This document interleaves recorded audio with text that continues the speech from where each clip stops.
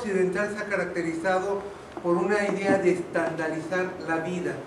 Todos comen lo mismo, todos viven igual, todos visten igual y todos van al mismo lugar. Y el epicentro ideal para todo eso lo tenemos en nuestros centros comerciales, donde hay todo y donde no hay nada.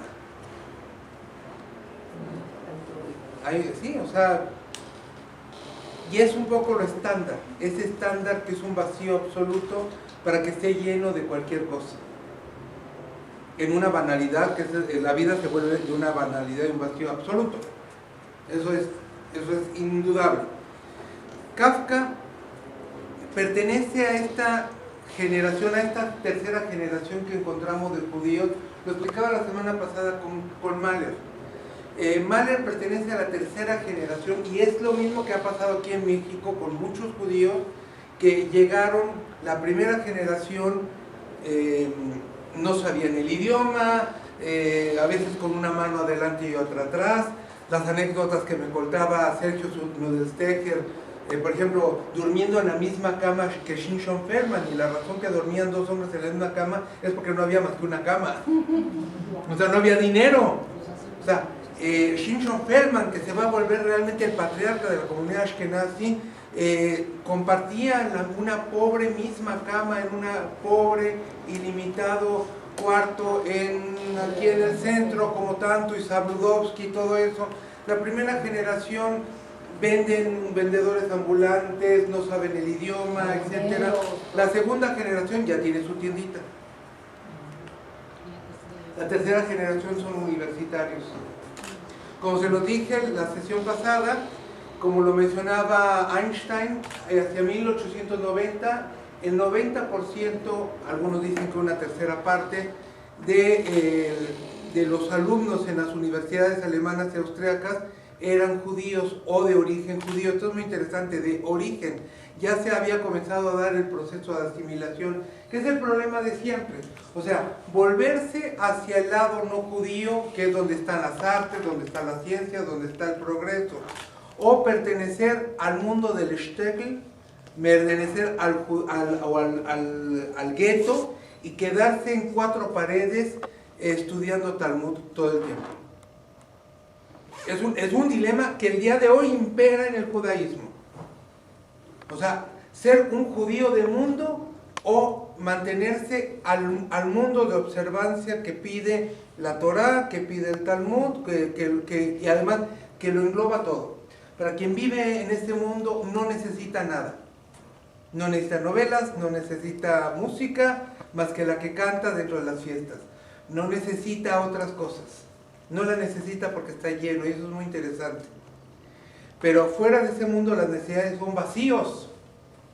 El arte viene, como muchas otras cosas, el arte viene a sustituir esa enorme necesidad, ese vacío de Dios.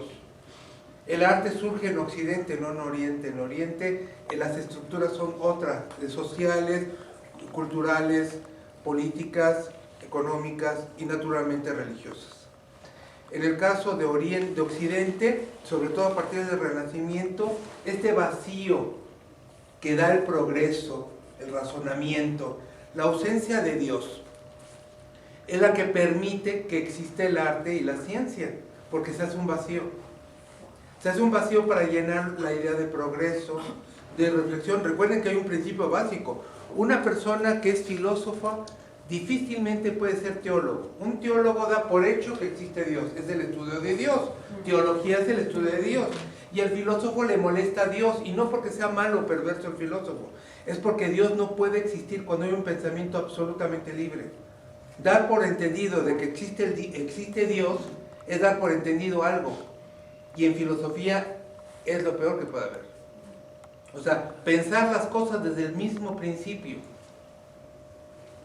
Es muy importante.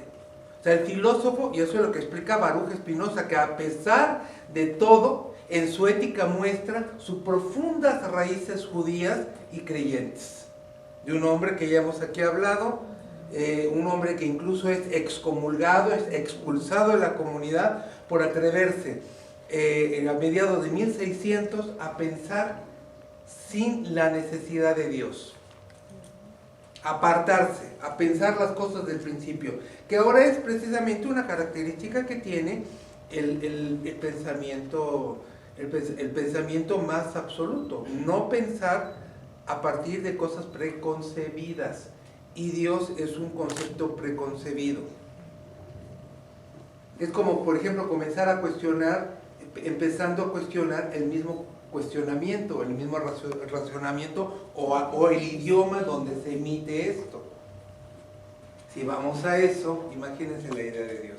Esto es muy interesante porque este rompimiento que se da entre el judaísmo observante, el judaísmo de principios y valores eminentemente judíos, pero estrechos en su concepción del mundo, estrecho en cuanto a la diversidad occidental que da la ciencia, el arte, y además es una gran tentación. Es la gran tentación que vamos a tratar la próxima semana con Isaac Bashevis Singer, la transgresión. Una vez le preguntaron, y lo voy a repetir la próxima semana, le preguntaron a Isaac Bashevis Singer, ¿por qué no es rabino como su padre, su abuelo y su bisabuelo? Y la razón es porque no podría escribir, contestó él. Escribir es necesariamente caer en el abismo, caer en las tentaciones, no porque se porte mal él, sino sus personajes. O sea, tomo a veces mucho de ejemplo a su hija precisamente. O sea, Ingrid Valencia es una poeta absoluta desde que estaba, yo la conozco desde que estaba en la preparatoria. Ingrid Valencia es una chica que para poder pensar las cosas tuvo que abrir totalmente los ojos y decir, no doy por sentado nada. Y de una valentía enorme, realmente yo tengo un enorme respeto y se está haciendo grabado esto y esto sale al aire. Se conoce, o sea, es un enorme respeto a su hija, porque la conozco desde pequeña, sabía para dónde, no sabía cómo, pero sabía que era ahí, por ahí iba. Lo mismo quizás Bashevis Singer, dar la oportunidad de contestar las cosas, pero no puede ser a partir de cosas preconcebidas. ¿Sí me comprenden? Vamos, está como hacer un juicio. Un juicio ya es con una estructura totalmente determinada, pero cuando uno está escribiendo, está pensando, no puede haber juicios porque uno no es juez, a menos que sí lo sea y haya que castigar un delito o una infracción. Pero si estoy pensando no hay delito ni infracción, estoy pensando. Y es lo que vamos a ver la próxima semana con Isaac Bashevis Singer. Por eso se llama la transgresión. Transgredir es darse el permiso de pensar cosas que no te debería tener permiso si soy una persona buena. Uy, se hizo un silencio espeluznante. Sí, señores, sí, pensar, sí, todas esas cosas que pensaron, sí, que tuvieran permiso. No, es que es importante. Vamos a imaginar un asesinato. Vamos a cometer el asesinato perfecto. Entonces vamos a comenzar ahí, no, y entonces surge el bien y el mal, esas cosas, yo soy buena persona, yo no puedo pensar esas cosas, ni pensarlo, usamos una frase, ni pensarlo. No, pues a mí me gusta mucho hacer el amor, pues me gustaría hacerlo con 3. Ay, no, maestro, ya ni siquiera es Carlos, o sea, ya comenzamos a sacar el francés, o sea, ¿cuántas son? ¿O cuántos son? ¿Me entienden? O sea, ¿cuánta gente? No, eso no se piensa. Pero si yo voy a escribir una novela en que ocurre eso, tengo que describirlo. Esto es muy importante porque esta transgresión, que es lo que vamos a explicar con Bashevis Singer, de alguna forma en Kafka también surge esa necesidad de pensar las cosas desde el principio, pero lo va a pensar por una vertiente totalmente distinta. ¿Sí me comprenden lo que estoy aquí diciendo? O sea, es la transgresión, la idea de poder pensar las cosas sin que haya ese angelito bueno y el diablito que están ahí diciendo, piénsalo, no lo pienses, no lo pienses. Sí, tienes todo el permiso. No, sé bueno y irás al cielo. No hay cielo, el infierno es más bonito. O sea, y de repente decir, voilà, pienso libremente. Ah, qué difícil. Luego entonces existe. Perdóneme. Luego entonces existe. Así es, pero eso es filosofía y eso es pensar. Eso es muy interesante porque lo que pasa con los judíos desde finales de 1700 con Moshe Mendelssohn, cuando empieza ya toda esa gran revolución que se da, es que van a acercarse tanto a la parte no judía que muchos se van a convertir al cristianismo, muchos. Otros, incluso como Schoenberg, Arnold Schoenberg, el gran compositor, que se convierte al cristianismo y después, cuando los nazis suben al poder, regresa al judaísmo. Mahler se convierte al cristianismo, Karl Kraus se convierte al cristianismo, primero reniega del judaísmo públicamente y después reniega del cristianismo públicamente y se queda ahora sí como el perro de las dos tortas, porque obviamente ninguno de los dos lados ya lo quieren de vuelta, y se queda en la deliciosa ambigüedad de pensamiento. Pero bueno, eso es Karl Kraus. En el caso de Kafka es un personaje que es contemporáneo a Sigmund Freud, a Mahler, a Karl Kraus, a Arthur Schnitzler y todos estos grandes pensadores, a Thomas Mann, a esos grandes pensadores del mundo de 1900.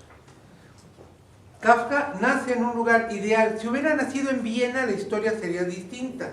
Pero el hombre nace en un lugar mágico, en un lugar verdaderamente extraordinario hasta el día de hoy.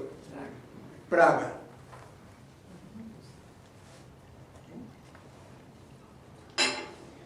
Nace en Praga y se enfrenta con un ambiente muy asimilado a la alemana. Claro que son judíos, de padre y de madre. Claro que están las fiestas, Rosh Hashanah, Yom Kippur, Pesach, Shabbat no, Shabbat estorba, el Kashrut, pues está bien, pero un ratito, ¿no? O sea, no hacerte gefilte fish, hacer los platos típicos, pero no me exijan mucho, no me exijan mucho. O sea, es el judaísmo más light que lleva muchísima gente. Los Kafkas son así. No saben mucho de fiestas, no hacen ayunos, no hacen todo eso, porque además lo describe el propio Kafka. El ambiente es de lo más relajado, no pasa nada, va creciendo. El hombre tiene que estudiar, digo, la vida de Kafka es muy sencilla contarla así. Es un hombre, es un muchacho hipersensible, naturalmente, de un padre adusto, un padre a la alemana. El idioma franco en la familia Kafka es el alemán, no es el checo. ¿Quién habla checo en ese momento? Los campesinos. Cuidado, porque se está dando el cambio paulatinamente. Naturalmente, él pertenece a la comunidad alemana o germanoparlante. Los judíos praguenses hablan alemán, no checo. Muy curioso, porque hoy los descendientes de la familia de Kafka, que viven en la República Checa, solo hablan checo. Sí. Es muy curioso. Solamente físicamente no era muy agraciado. Pero eso no importa. Si tenía cara de vampiro, ¿sabes? Me dio miedo desde chiquito Kafka. Eso me hizo tardar un poco en comprender algunas cosas. Ay, cuando uno no sabe nada, comienza a cometer cada infracción en la cabeza de uno. Pero bueno, Kafka finalmente tiene que estudiar una carrera correcta dentro de la estructura burguesa de una sociedad establecida, sólida, como lo cuenta Hermann Hesse, como lo cuenta Thomas Mann, esa cultura germánica del orden, del trabajo, de la casa, de los muebles vastos, sólidos, todo ese mundo que... lean a Thomas Mann, lean a Hermann Hesse y notarán esa sensación sólida, de ese mundo sólido, germano. Kafka va muy bien, estudia sí, derecho, el hombre entra precisamente en como un empleado en una serie de oficinas y de puestos que le va a permitir conocer la estructura típica de una conejera, ojo, de una conejera burocrática de la cual nunca va a salir de ahí. Esa conejera burocrática, sea cual sea, estoy evitando decir muchas cosas a propósito, o sea, quiero que vean, antes de verles detalles, como si fueran líneas, y comenzamos a hacer una cuadrícula, y pronto estamos encerrados en la conejera, que es un puesto burocrático. Y en ese puesto burocrático, el doctor, que aquí alcanza el doctorado, el doctor Kafka, comienza a contemplar la vida y comienza a comprender cosas que nadie más había visto. ¿Por qué? Porque está dentro de la conejera. Y no hay nadie que comprenda mejor a un conejo que otro conejo. Si es listo el conejo. Y este conejo es muy listo. Y comienza a verlo desde adentro y desde afuera de la conejera. Este hombre tan extraño es tan inauditamente honesto, tan horrendamente honesto, que comienza a hacer una serie de cosas asombrosas. Comienza a pensar la vida otra vez desde su principio. Y las famosas cartas a su novia, ¿cómo se llama? Ahora sí se me fue el nombre. Mileva. ¿Eh? Mileva. No, Mileva no, ella fue su amante. Y la amante no judía, no, con la que se comprometió 3 veces. Se me va, o si alguien se acuerda, me ayuda. Ahorita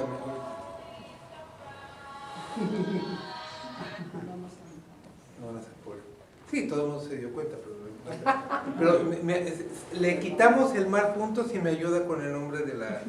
No era Felicia. ¿Eh? Felicia no. ¿Cuál? Felicia. Es Felicia, sí, las cartas a Felicia. Es Felicia.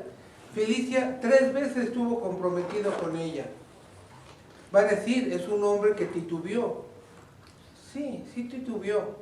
El hombre comprendió tan bien lo que era el casarse, que si todos comprendiéramos eso, la raza humana se hubiera extinguido hace mucho tiempo. Señores, es que no hay otra.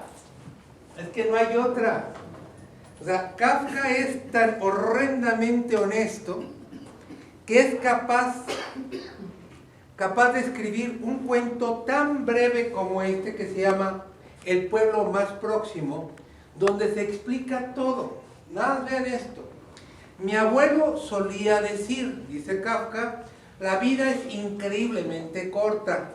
Ahora, al recordarla, la veo tan apretada que, por ejemplo, casi no comprendo cómo un joven puede tomar la decisión de ir a caballo hasta el pueblo más próximo sin temer y descontando, por supuesto, la posibilidad de una desgracia, que ni el espacio de una vida normal y sin contratiempos baste para empezar siquiera semejante viaje.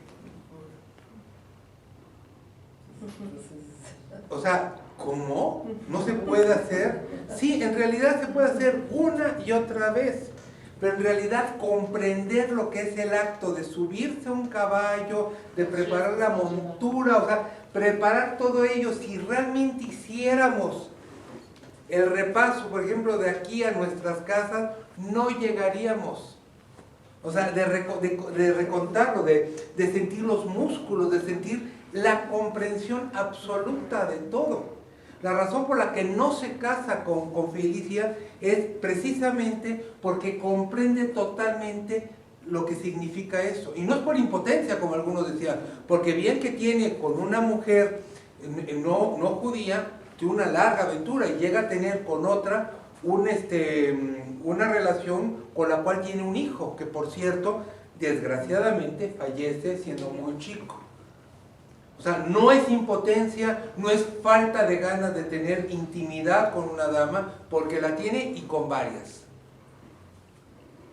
Es con ella, la señalada, la elegida, es la mujer con la que se va a casar, con la que la sociedad, con la que sus padres, con la que el judaísmo le indica que es con la que debe de casarse. Vamos, la madre de sus futuros hijos, ¿sí? Que todos después, cuando nazcan, si son varones, se les va a hacer el brit, ¿sí? y todos y con el tiempo y se van a casar y van a ser felices para siempre, ¿sí? Comiendo gefilte fish y estando con el Seid y con Abobe felices en un forever and ever. No. Kafka dice no, esta vida me ahoga, no me permite pensar, y pensar es tener la libertad de pensar, como lo que acabo de leer. Las cartas que le escribe a la novia no son cartas de amor, por Dios, no son cartas de amor, léanlo, está la enorme cantidad de correspondencia. La explicación por la que no se casa es una explicación como para que le den el Nobel. Le digo, qué bueno que no, o sea, si hubiera una comprensión absoluta del texto, pues ya no lo... ya nadie se casaría. Esta honestidad le lleva a comenzar a escribir pequeñas historias, pues sobre lo cotidiano, porque el hombre se da cuenta de cosas chuscas, cosas increíbles, cosas que ocurren en su oficina y en la calle y con su familia. Comprende el papel del padre y lo va relacionando en esa famosa carta que le escribe al padre, que la mayoría de la gente no entiende. No es Kafka hablándole al padre, es hablándole a Dios. Lo que él comienza a comprender es algo más grande que un papá biológico y algo no tan grande como Dios, algo que está en camino, la autoridad. El maestro, el director, el padre, el jefe de policía, el presidente, el rey, el emperador, siempre la ley, la Torá, que también va a ser motivo de uno de sus cuentos más importantes y que incluso lo inserta en el proceso. O sea, tenemos a un Kafka que comienza a comprender uno de los temas fundamentales de toda su obra, el poder, la autoridad. Y la carta al padre no habla de su papá, por favor. Entonces llegan los psicólogos, ay, a veces, qué gente. O sea, llega, dice, no, es que Kafka tenía complejo de... Lea la carta comprendiendo lo que hay atrás, no nada más la carta. No le está hablando a papá. Le está hablando a papá Dios, le está hablando a papá presidente, le está hablando a papá la autoridad. Esa autoridad que emana o de una persona o de una institución. Y para alguien que trabaja en una oficina, otra vez, no le demos nombre a la oficina, ¿sí? Error burocrático. Su tarjeta ha sido rechazada. Lo siento, ya no tiene saldo. ¿Cómo no? Si antier deposité 25,000 pesos. No hay saldo. Arréglelo mañana con un agente. ¿Cómo le hable? ¿Sí? Le hable, o sea, un problema con Hacienda, un problema con el Seguro Social, un problema ¿a quién le va a reclamar? ¿A la secretaria, a la señorita de la entrada, a la sonriente esa? Pues si ella no es Hacienda, si ella no es el ISSSTE, si ella no es el UNAM, si ella no es el Politécnico Nacional. Perdí mi credencial, entonces hay que ir a reponerlo. No hay un rostro.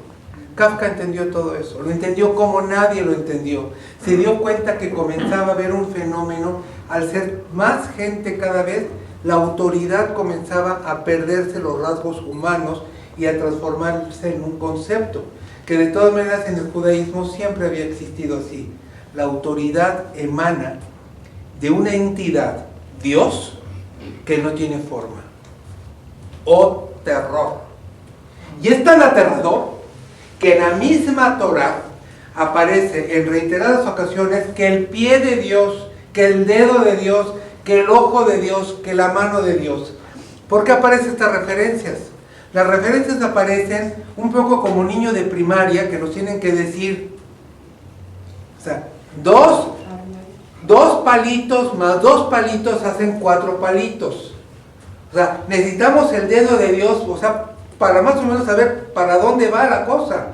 Porque decir de que Dios se presentó en toda su magnificencia en los páramos aquellos, o sea, ¿dónde? O sea, ¿de dónde a dónde? Y ya cuando dicen que fue la mano de Dios, entonces más o menos ya le ve los deditos y ayuda un poco, pero de ninguna forma es otra cosa. La idea de Dios en el judaísmo es eminentemente la abstracción más absoluta, la ecuación más elevada que hay. Ahora, Kafka lo entendía, y lo entendía también los errores burocráticos que ya comenzaban a ver.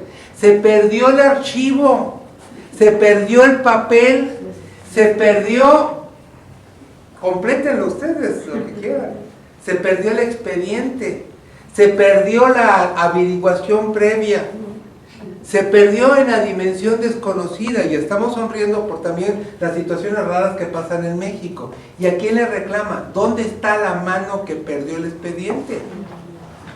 Porque hubo una mano, pero no la vamos a saber, porque es un 1000 pies, 1000 manos que está ahí.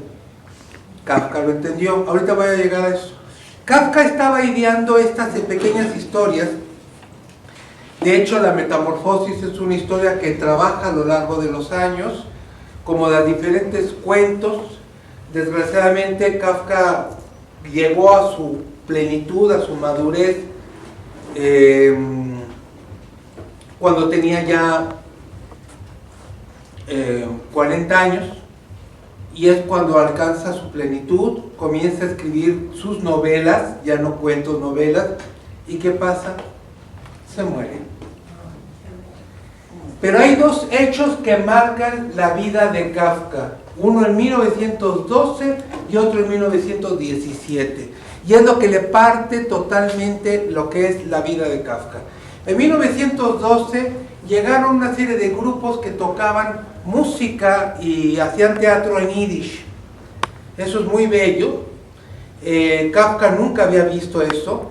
Consideraba sobre todo los judíos de Europa Central, los hasídicos, los hasidim, con sus grandes sombreros y con sus peyes y con sus kaftanes, él los llamaba horriblemente africanos.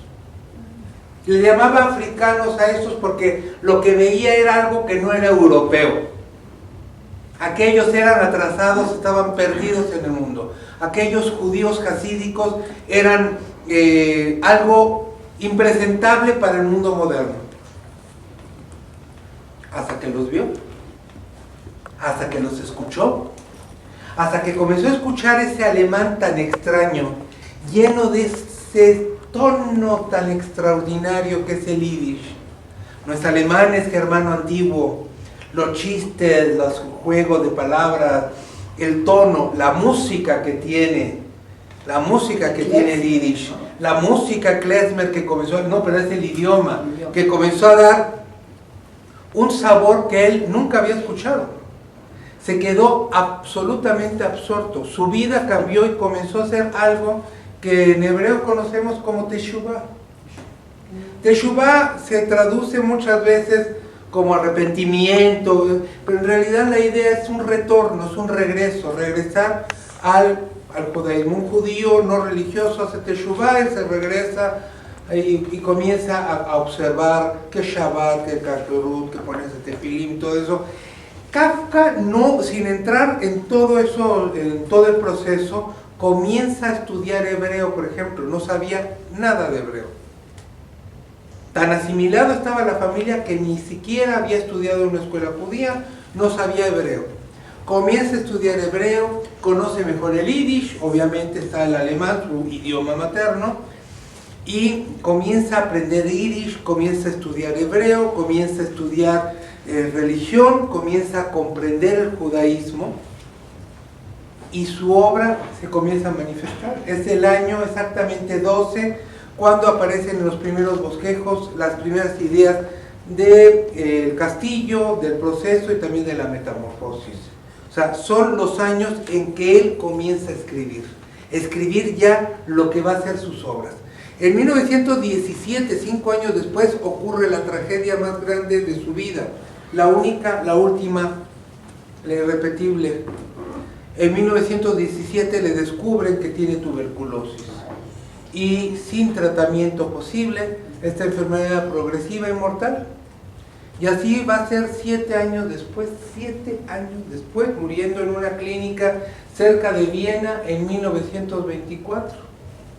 Entonces Kafka, nacido en 1883, muere en 1924, pues una cortísima estancia en el mundo, ¿no?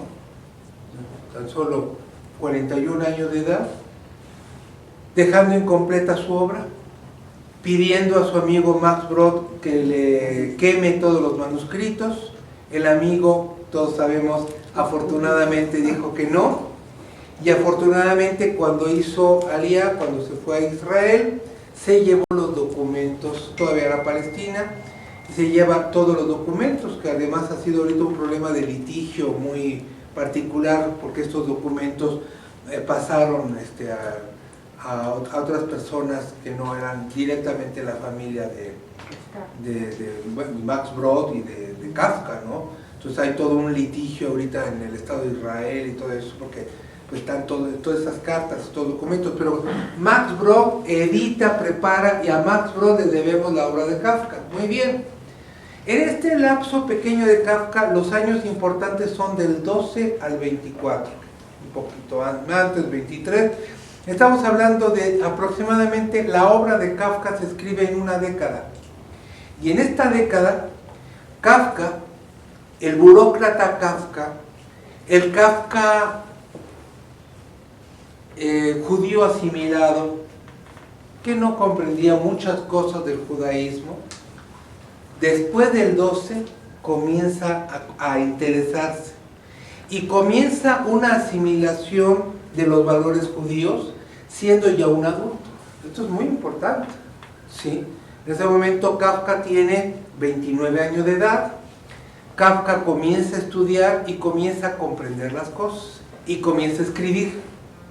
Para no tener problema en el ambiente sofocante familiar, que sí hay que reclamarle, nunca se va completamente del ambiente familiar, vamos, se queda en casa, a pesar de que llega a estar en varios nidos, ¿sí? El hombre llega a compartir su vida con varias mujeres, repito, y es muy conveniente estar en el ambiente familiar. Se rentará su departamento, pero se especula, no se sabe con certeza al 100%, en la calle de Oro, pasando el puente de Carro en Praga, atravesando el Moldava, no Moldavia, el Moldava, del otro lado está el famoso Callejón de Oro, que era en la Edad Media el callejón de los orfebres o de los alquimistas, etcétera, y hay una casa donde se especula que ahí Kafka rentó, estuvo y ahí se ponía a escribir. Pero hay un museo,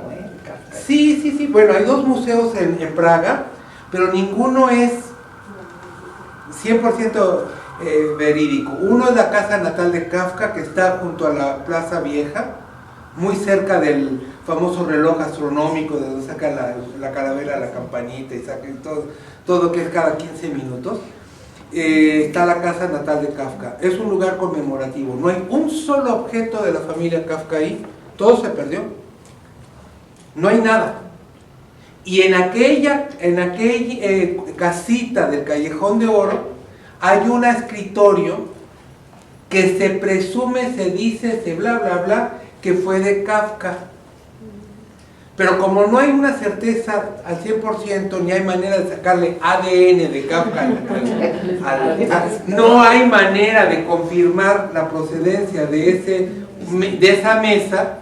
Digo, de ser cierta, estamos ante la mesa donde se escribió el proceso, o el castillo, o parte de la metamorfosis, porque la metamorfosis en realidad ya estaba cuando él supuestamente se rentó, porque no hay una certeza al 100%. Estamos hablando con todo lo que hay. Acuérdense que nosotros no podemos especular a través de algo que no... Consta. No, pues es espantoso. No podemos, perdón, no podemos especular, no podemos decir que algo hay una certeza y comenzar a especular. No, yo creo que, no, aquí eso no es, porque además son importantes esos datos. Lo cierto es que Kafka muy probablemente rentó un lugar aparte para comenzar a escribir, en la noche. Y ya después a trabajar al día siguiente. Las aburridas 8 horas en la conejera. A trabajar y hacer el mundo laboral, a cumplir con su condena, ¿no? Y comiénzate, y lo tiene ahí resuelto. ¿Alguna pregunta hasta acá? Ahora, lo valiosísimo de Kafka es lo que está escribiendo. Él está comprendiendo en su pequeña visión, en esa visión del hombre que ve patentes, seguros, en esa... ¿Está bien? ¿Necesita agua? ¿Quiere agüita? Sí. No, está bien. Que va conociendo estos patentes, que va conociendo los seguros de vida, que va conociendo eso. Y miren, alguien que maneja seguros de vida, en homenaje a mi querido y gran amigo, y que en paz descanse, Samuel Rubinstein. Samuel Rubinstein, un gran amigo, queridísimo amigo, que nos dejó hace unos meses.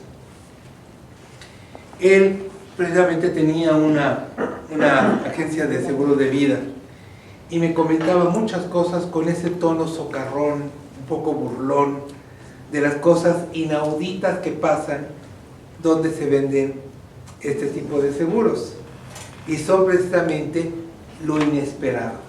Una de las cosas que decía, por ejemplo, cuando uno se sube a una motocicleta, no es si se va a accidentar o no, sino cuándo.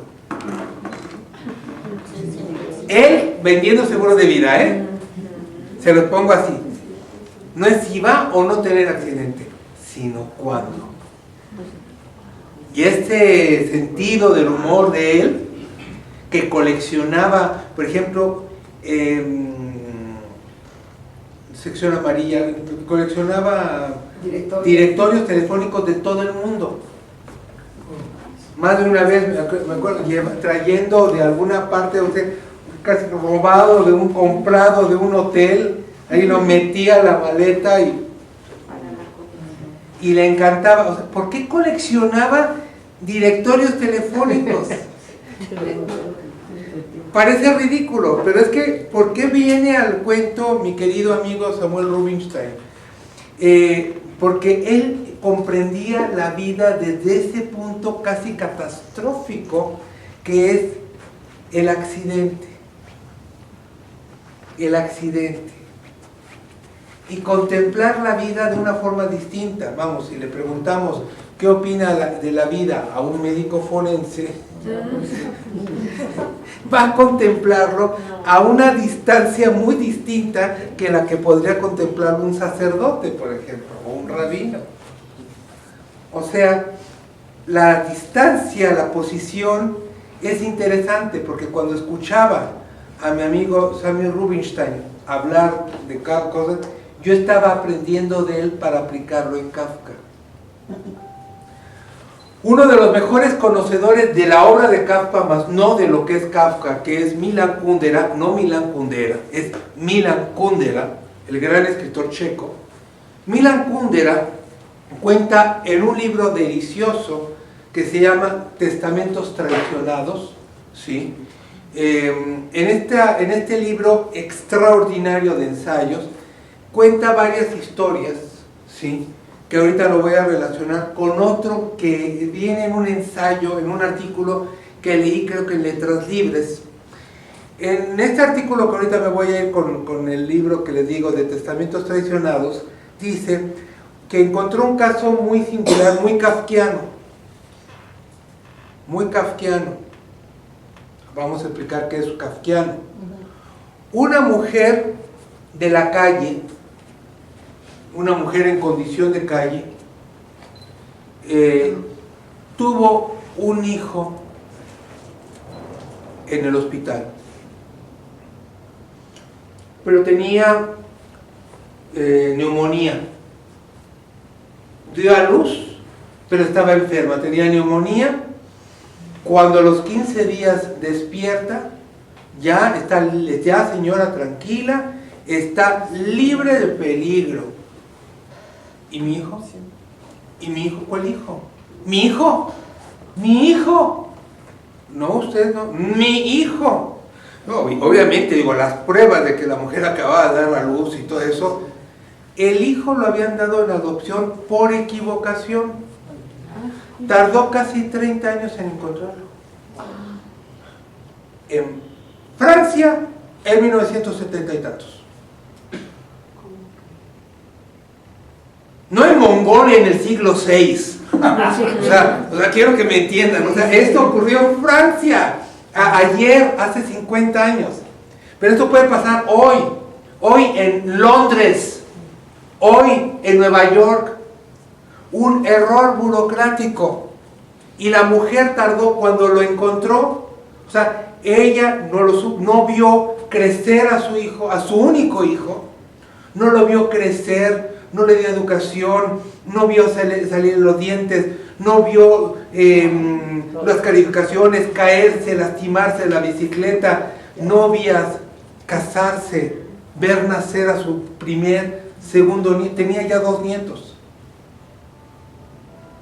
30 años en encontrarlo, por un error burocrático. Eso, señores, se llama kafkiano. Kafkiano no es la realidad, es una equivocación cuando dicen que México es el país más kafkiano. Cuidado, no seamos, porque kafkiano exactamente ¿qué? Porque México es más que eso.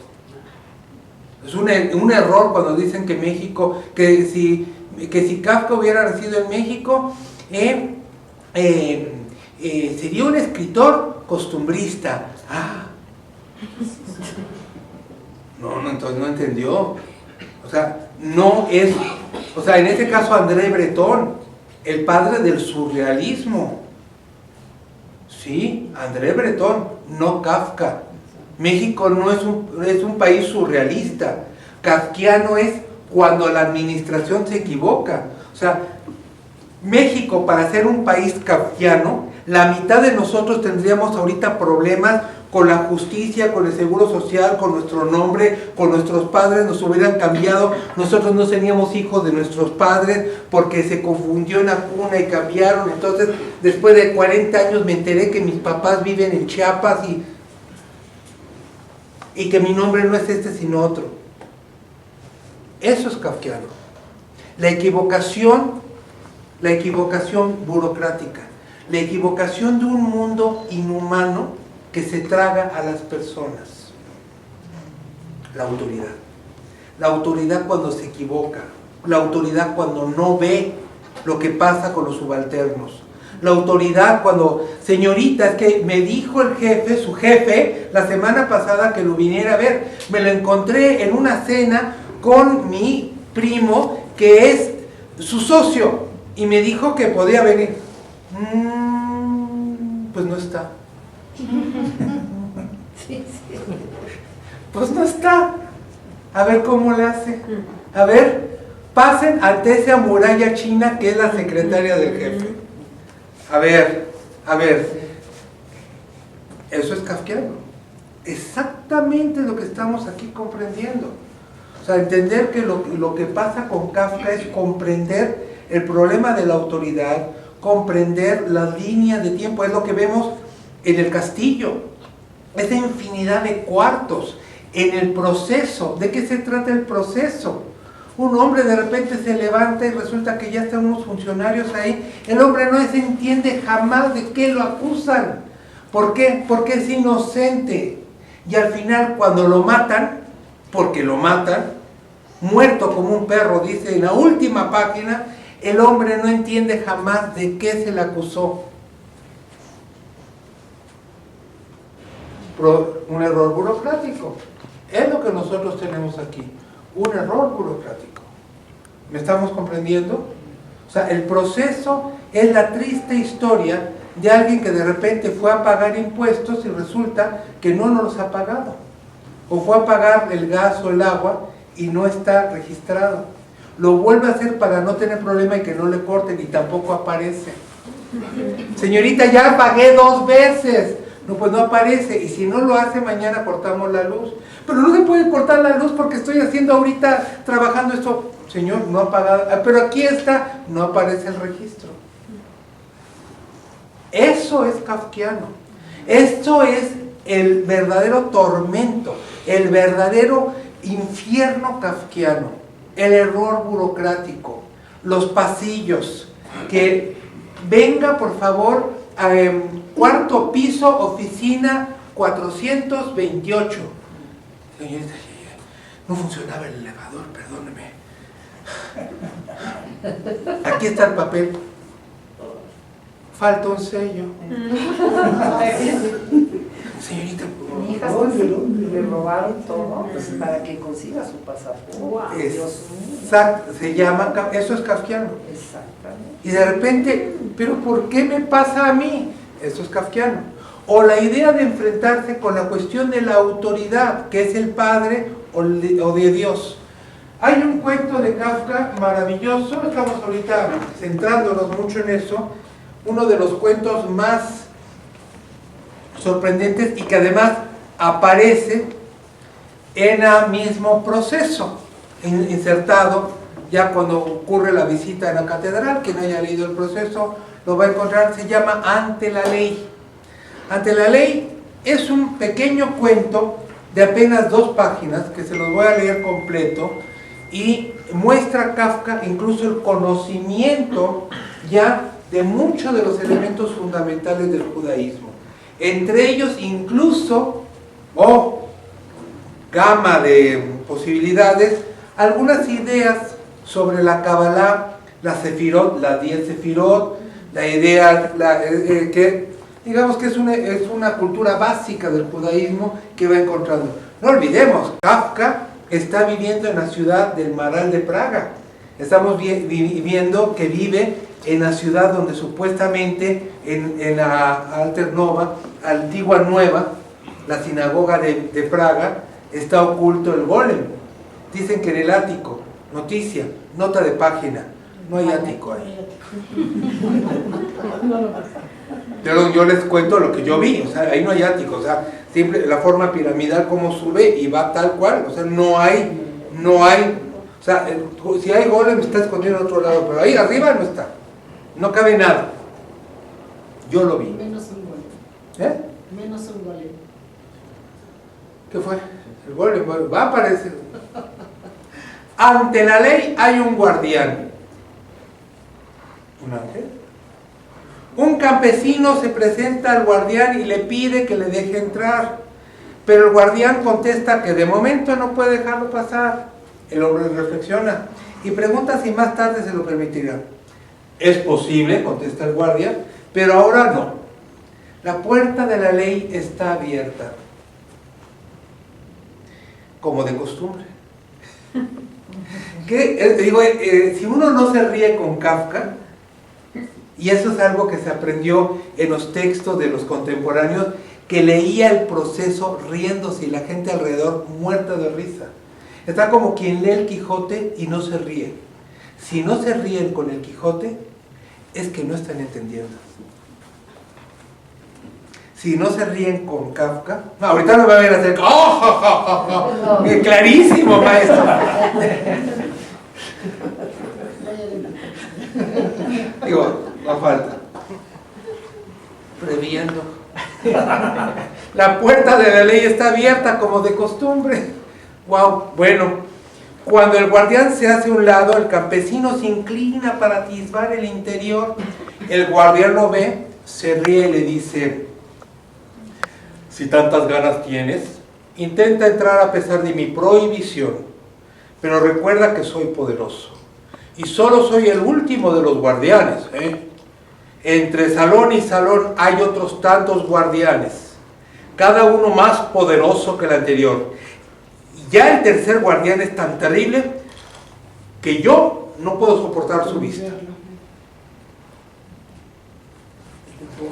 El campesino no había imaginado tales dificultades. Pobrecito. Es un ángel el que le está hablando. El campesino es un mortal. Y las salas son esas etapas, como la Sefirot, como todo el recorrido, esos caminos. El campesino no había imaginado tales dificultades, pero el imponente aspecto del guardián, con su pelliza, su nariz grande y aguileña, su larga barba de tártaro, rala y negra, le convence de que es mejor que espere. El guardián le da un banquito chulado, o sea, de veras, es lo que da de risa. No, ya no voy a romperlo. Sí, Bueno, no voy a hacerlo. Ya, es el mismo, ya lo arreglaron. El guardián le da un banquito y le permite que espere. El guardián ahí le permite que se siente al lado de la puerta. Ahí espera días y años.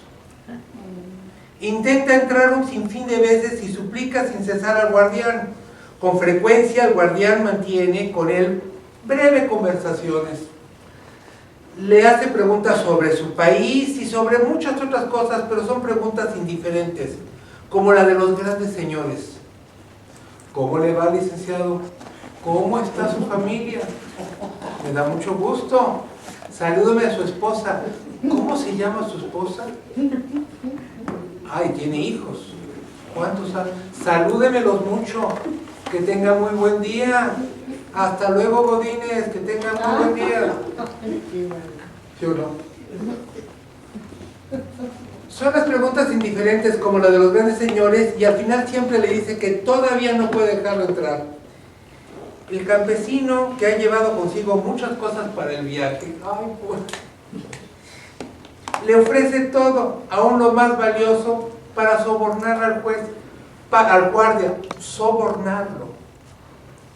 Este acepta los obsequios, pero le dice: lo acepto para que no pienses que has omitido algún esfuerzo.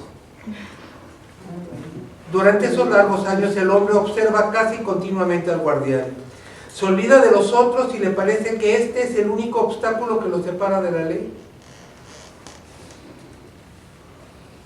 Maldice su mala suerte durante los primeros años abiertamente y en voz alta. Más tarde, a medida que envejece, solo entre murmullos.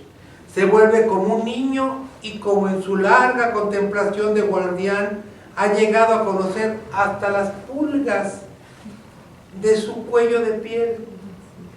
Ruega a las pulgas que lo ayuden y convenzan al guardián. Finalmente su vista se debilita. Ya no sabe si realmente hay menos luz o solo le engañan sus ojos.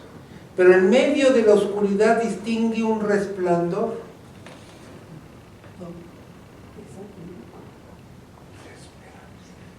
Que brota inextinguible de la puerta de la ley.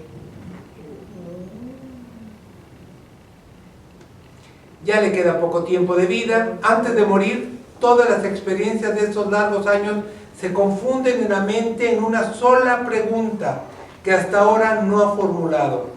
Hace señas al guardián para que se acerque, ya que el rigor de la muerte endurece su cuerpo. El guardián tiene que agacharse mucho para hablar con él, porque la diferencia de estatura entre ambos ha aumentado con el tiempo. ¿Qué quieres ahora?, pregunta el guardián. Eres insaciable. El campesino contesta: todos se esfuerzan por la ley, por llegar a la ley. Dice el hombre: ¿cómo se explica pues que durante tantos años solo yo intentara entrar? El guardián comprende que el hombre va a morir y para asegurarse de que oye sus palabras, le dice al oído con voz atronadora: Nadie podía intentarlo, porque esta puerta estaba reservada solamente para ti. Ahora voy a cerrarla. ¿De qué se trata? Nunca hizo el esfuerzo por entrar a la puerta. Nunca se atrevió a entrar, a luchar contra el ángel, como Jacob. Nunca intentó luchar. ¿No había otro guardia? No lo supo nunca. El resplandor de la ley, que es de alguna forma la Torah, ahí esperándolo, y todo el camino, nunca lo sobornó. Se hizo tanto esfuerzo en sobornarlo. ¿Por qué sobornarlo si la puerta era para luchar? ¿Se imagina una película de Sylvester Stallone mandándole chequecitos al terrorista chechenio? Nada, o sea, llega y con unos... O sea, se mete. Bueno, él es un hombre de acción. Este es un pobre campesino. Finalmente todos somos personas. Abajo de todos los títulos que podamos tener, opuestos, etcétera, somos personas.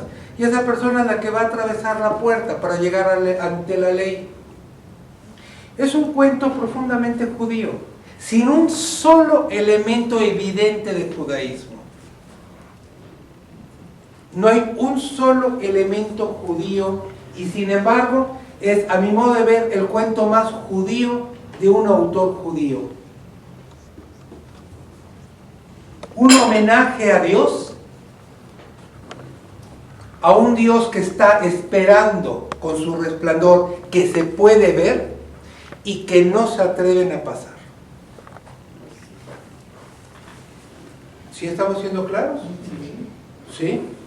Este es un cuento extraordinario, breve, de 2 páginas, porque en 1917 publica sus aforismos, que es también otra forma de adentrarse, rebasa en mucho lo que queremos decir, porque incluso aquí hay una edición muy bonita del Fondo de Cultura Económica de Werner Hoffmann, donde en el número 276 de los breviarios, 276, no solamente publica los aforismos, sino que los explica.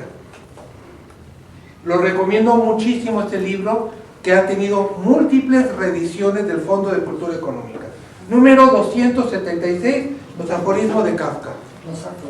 Los aforismos de Kafka, de Hoffmann. Bueno, seguimos. La metamorfosis. La metamorfosis de Kafka causa terror para mucha gente. No se trata que nos cause terror o asco. Gregorio Samsa, después de una noche intranquila, amanece convertido en un enorme escarabajo. No es cucaracha. ¿Eh? No es una cucaracha. No es una cucaracha. Dice escarabajo en alemán. No, eso sí se lo digo. Eso sí, ahora sí. Yo se lo estoy resumiendo, pero directamente de lo que yo como lo leí, incluso del alemán. Porque es algo que también muchas veces hay varias traducciones. La de Borges es muy buena, hay varias traducciones muy valiosas de los cuentos de Kafka. Todos vienen directamente del alemán, ¿sí? O sea, Gregorio Samsa, después de una noche intranquila, se despierta convertido en un enorme escarabajo. Finalmente una cucaracha nos deja sin un escarabajo. No es que nos da más asco una cucaracha. Kafka no quiere ser tan asqueroso. Ya es bastante que se convierta uno. El otro día mi tía Sara se convirtió en una jirafa, pero pues tratamos de ser discretos. Tiene problema para atravesar, para entrar a las casas de interés social, pero estamos viendo la manera de solucionarlo. Perdón, ¿cuántas veces han sabido de gente que después de una noche intranquila se convierten en otra cosa que no son? Vamos, ni siquiera el hombre del lobo. Es un rato, además es un rato. Afortunadamente. Con la luna llena. Seamos serios, nadie se transforma en eso.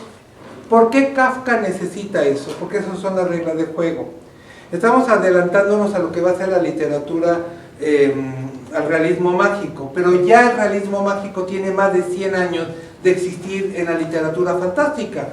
inaugurada incluso desde los tiempos de Edgar Allan Poe o del hombre que es el padre de todo esto, que es E.T.A. Hoffmann, ¿sí? Este gran escritor alemán con sus cuentos fantásticos. Entonces, que alguien amanezca después de una noche intranquila convertida en un escarabajo, pues es, pues sí, ¿no? ¿Cuál es el problema? Porque esas son las reglas de juego. La regla de juego de la literatura es, en un lugar de la Mancha, de cuyo nombre no me acuerdo. Llamadme Ismael, Moby Dick. Llamadme Ismael. ¿Por qué me debe de llamar Ismael? Llamadme. ¿Por qué? Porque así no me llamaba.